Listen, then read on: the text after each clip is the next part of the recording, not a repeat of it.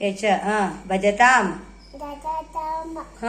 ಕಲ್ಪ ವೃಕ್ಷಾಯ ನಮತಾಂ ಕಾಮ ಧೇನುವೆ ವಕ್ರತುಂಡ ಕಾಯ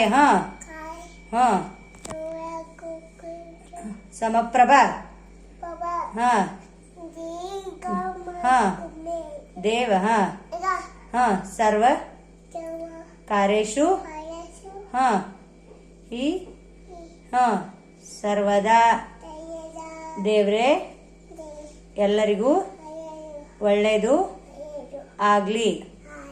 ಸರ್ವೇ ಜನ ಸುಖಿನೋ ಭವಂತು.